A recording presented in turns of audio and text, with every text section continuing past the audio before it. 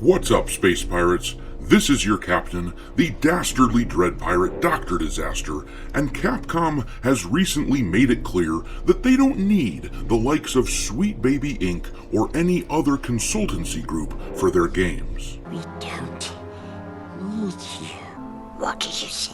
Nope, they don't need these consultancy groups because they are fully prepared to be crazy a-holes on their own. Thank you very much.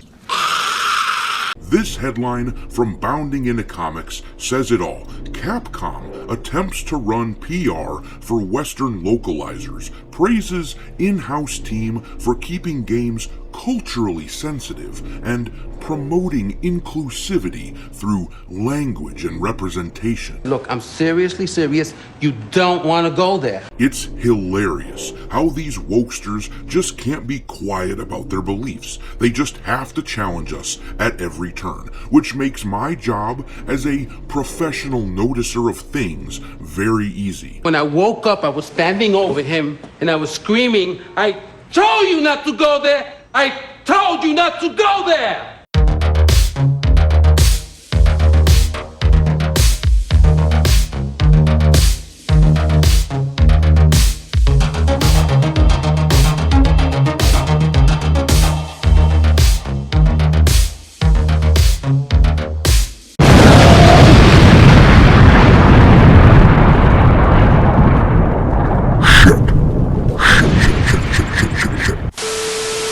Alright, me hearties, make sure you like this video and subscribe to the channel if you haven't already, and also, don't forget to follow me over on Twitter, where I now keep a list of woke/DEI infested games and game studios pinned to my profile at all times. My handle over there is Dr. Disaster 1. But let's zip on over to the news here. We're going to read through this article in Bounding Into Comics to see what Capcom has been saying. The article reads, "In yet again throwing their hat into the ongoing discourse surrounding Western localizers' continual disrespecting of Japanese media rather than committing to ensuring accuracy within their own localization team's work, Capcom has instead attempted to put a positive spin on some of the industry's worst practices." And once again, I just want to point out that this is essentially an unforced error.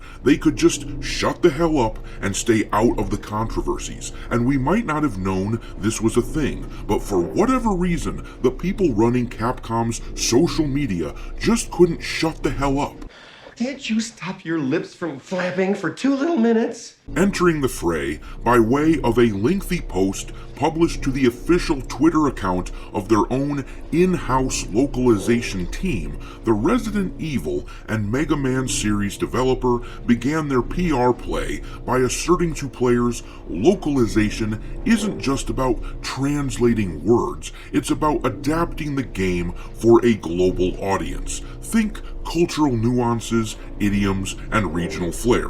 A good localization makes players feel right at home wherever in the world they are.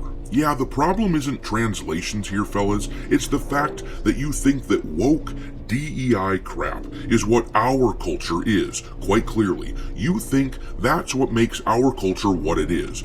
Just like all of these corporations who feed each other the same lines, despite the fact that sales of AAA games are in the absolute shitter these days. Though maybe Capcom believes that they're immune to this phenomenon because admittedly, Dragon's Dogma 2 has apparently been selling well. But let's skip down to the part where they start embracing the worst parts of our culture here in the West. The article says, "From there, Capcom moved to run defense for the ever-increasing trend of video games being censored out of deference to the feelings of the most extreme of Western socio-political activists, arguing to players character design and development must be culturally sensitive."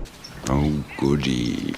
What may be acceptable in one culture might be offensive in another, they declared. Localizers play a crucial role in ensuring that characters are relatable and respectful, avoiding stereotypes or other references that could be perceived as negative in specific cultures. To this end, the company behind the Street Fighter franchise further detailed that their cultural localization efforts also extended to promoting inclusivity through language and representation. This involves adapting not only the linguistic aspects, but also addressing gender-specific language, cultural norms, and diverse perspectives, they explained. The aim is to create an immersive experience where players from different backgrounds can identify with the characters and narrative. This can be very challenging for certain languages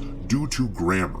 And you want to know how you can tell these people don't actually believe in the woke DEI shit that they try to peddle here in the West? Because they only peddle it in the West. Because clearly, all they care about is money, and I don't blame them for that. They should care about money, but they pander over here to the group that they believe will make them money. Groupthink has told them that the only way that minorities in the US will buy games is if you've made sure that they are front and center at all times, and that you talk like this.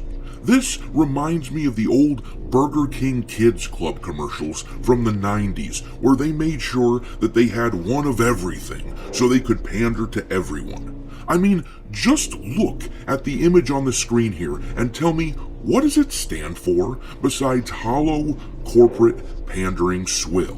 That is what these companies are doing today, and these wokesters who whine about corporate greed ad nauseum are the very ones propagating corporate lingo because clearly they enjoy the taste of corporate butt. I like the taste. Anyhow, the article wraps up saying, interestingly, this is not the first time Capcom, whose own history of international censorship includes covering up Ashley and Ada's default outfits in Resident Evil 4 Remake, editing out Japanese rising sun imagery from E Honda's stage in the Capcom Fighting Collection release of Street Fighter II, and completely removing R. Mika's butt slap from her Super Arts animation in Street Fighter V, has attempted to run defense for their localization practices. In a 2023 social sustainability statement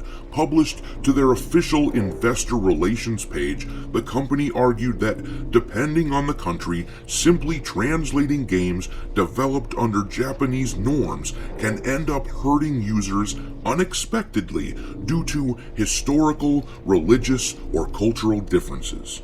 As such, they added, we focus on employing staff from around the world to culturize the games so that they can be enjoyed by all, regardless of locale. Once again, if they actually believed in this shit, they wouldn't have to worry about censoring their games in the first place. They just wouldn't have any of that content at all. But Japan is still a proper culture, so they can still have nice things, while over here, we have to fight to keep our culture alive. But what do you guys think about this? Should Capcom titles be added to our list of woke and DEI-infested games? Admittedly, I am a Capcom fan, so this one is a hard call for me. I've been playing Resident Evil since 1996. One of my favorite Legend of Zelda titles, the Minish Cap, was also developed by Capcom, so I'm torn on this, and it occurs to me that it's impossible for me to make an objective call on this one, so I am asking for the wisdom of the crowd.